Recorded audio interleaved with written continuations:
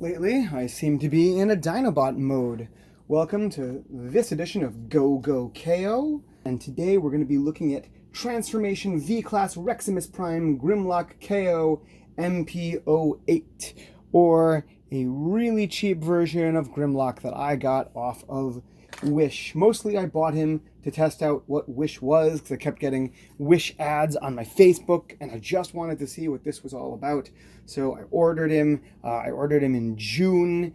He didn't come till September, so Wish obviously said this was due to Corona. I don't know. It is a very slow order and receive process, and to be clear, I had no doubts about what this character was. This figure was described on Wish as being more of a display piece, and it is. The plastic is really cheap, but it looks really great, and it's big. It is a big Grimlock. So let's get down to it. It comes with a translucent Grimlock gun, very reminiscent of the original G1 version. Got the double barrel. It looks okay. Not loving the translucency. I may in fact spray paint it just with a matte black with my touch-up paint from my car. It does come with a very traditional Grimlock sword. Looks great in this from this angle. Not so great with this peg. There's no place to really peg it on. I wondered what that peg was for. I keep looking for a spot for it. You can put it in here, but why? So he does stand pretty nicely. He looks okay. Not 100%, but okay. He's got the very typical Grimlock face and head, very G1 accurate, love it.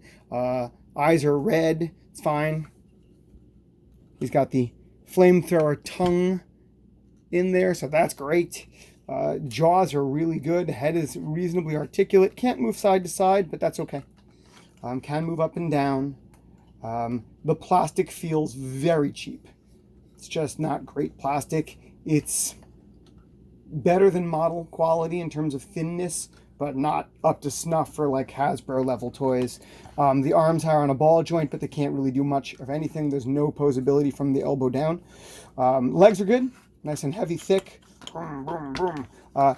Can't really turn the legs back without pulling the arm up, and then again, it's fairly limited. But again, this piece is more of a display than an actual piece to play with, although I think I may be using it to play with. I have an idea for it for my Nexus 84 comic. Not so great in terms of the look here on Dino mode. Like, you can see that there's his torso back there, and the feet are clearly the feet just sitting here doing nothing in terms of looking like they should fit in and make his back. His feet, or his legs rather, stick out. They're okay. It's very thick here, and the tail does nothing. First of all, it doesn't click in. You can see there's a tab here. It really should. It just sits here with an obvious gap, and the end of the tail. There's no articulation that makes any sort of sense. So it's okay. Transformation is incredibly easy, straightforward, very Grimlock. Let's do the parts that are easy first. So we'll reach in here and roll out one hand. The one thing I will say for the hand, it's very nice, is it's got pretty decent wrist swivel and go all the way around. Getting the hands out, with all Dinobots is always a pain. It always helps to have their weapon handy, because the peg will help pull it up. He does have the two claws in the right spot. That's nice. What to do with them, that's a question. The arms extend out, and you can even see the rail that it comes in on. Kind of very not hidden, not particularly difficult, not particularly good looking, but it's there. Feet are easy, legs are easy. Just snap them apart, roll out halfway, and then you got to deal with the tail. So the tail unflops, folds in on itself, and again, you can see the plastic here is really thin. It's just a regular old yellowish plastic painted in chrome. That's fine. Folds in, the legs fold over, and you got it. Same deal. Don't bother too much. And there you have his legs. I did already tat him up. So there's the G1 insignia. I love putting the G1 insignia on a seam and then cutting it with an X-Acto knife. I also put one inside. It's a little off. I'm really peeved about that. I tried, but the last application, it skewed a little bit towards his left side, which is a bummer. I could pull this back off. The plastic shield comes off fairly easily, but I don't care. So we'll live with it. I'm going to unsnap his head. Out come the wings, and the whole assembly just sort of pivots down on a double joint. It does peg into place, which is nice.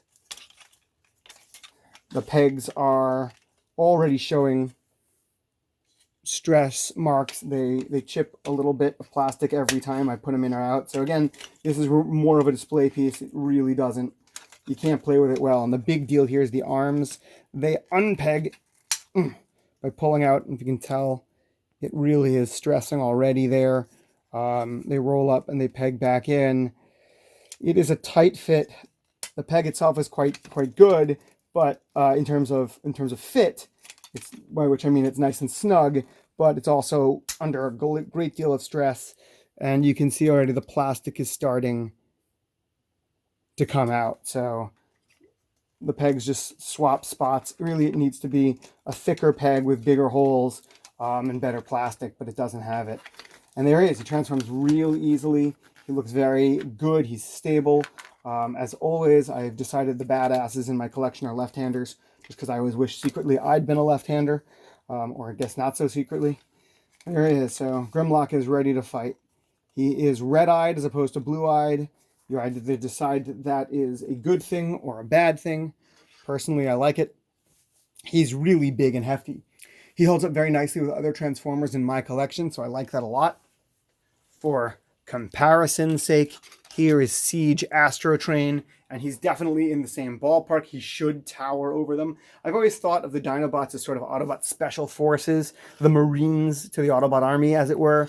They should be big and scary and tough as nails. So he looks like he could do that, and for that reason alone, I'm pretty sure I'm going to add him into the Nexus 84 comic until he breaks, just because I really like the size and the stature of this Grimlock. He was very affordable on Wish. He was only about like $26, and he's huge, so that's cool. But it took a long time to get him. So if you have tolerance for Wish, go get him. If you don't, it's totally an easy pass. He is, again, very cheap plastic-wise. So if I was going to do the typical G1 comparison, which I always do, the Transformation V-Class Reximus Prime Grimlock KO MP08 is anything but an MP class. He gets for look, I don't know, 7 out of 10. He does look good as a robot, although I really wish the elbows were a little sturdier, and I really wish this arm rail didn't show up, the arm rail post holes. It's clearly got a screw in there or a nail in there or a peg in there that it just rolls around or slides past. Kind of bothersome, but he does look good. Very G1 accurate. As you can see, I did put in the Autobot insignia, so he gets a 7 out of 10. In terms of transformation, it's fine. The transformation is fine. I give him a 6 out of 10. It's fine. It does all the stuff that G1 Grimlock should do, but it's, you know, the transformation is a little bit flimsy and there's no cleverness to it. It's just exactly what you want. And the pegs moving for the shoulders going up and down, it's okay. It's great for the placement. I appreciate that they're doing that to give him some extra leverage. But again, those pegs are pretty bad. Posability wise, he gets an 8 out of 10. He's pretty good. He can pose pretty well in robot mode. In dinosaur mode, he's okay. Again, I really would have liked if they'd done something better with the tail. It needs to taper off and be more tail-like. But in terms of pose, he's pretty good. He can, you know, he can do all the things you need him to do. He's got a knee that goes pretty deep. Little bit of a forward tilt on the ankles, no side tilt really. Well, I can take that back. Maybe there is a little bit of a side tilt. You know, shoulders are good. Ball jointed head. He does have a waist swivel, so that alone gives him good. So for posability, he's pretty good, but not in Dinobot mode. In Dinobot mode, he can sort of do the walk. That's about it. The plastic is terrible. He gets a 4 out of 10 for that. It is so thin and brittle. You can tell this guy is going to break, especially for these pegs here. Every time I take them out, and I am doing it because I love showing it off. This peg is going to break. And when it breaks, he's not going to hold in place. And that's just the way it's going to be, because he's going to break.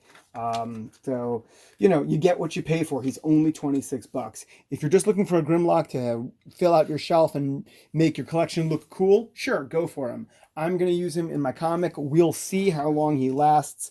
I have literally an exit strategy, an entry and an exit strategy planned for him, so he's going to be just fine for what I want to do. And the price, if you're getting him on Wish, is absolutely affordable. I got him for like 26 bucks. I know that prices vary on Wish, but that's not too bad, if especially if you're willing to wait the god-awful, you know, several months to get him. That's pretty bad. But then again, I order from Big Bad Toy Store, whose pre-orders never come when they tell me they're going to come. So that's it. That, in a nutshell, is the Transformation V-Class Reximus Prime Grimlock knockoff MP08.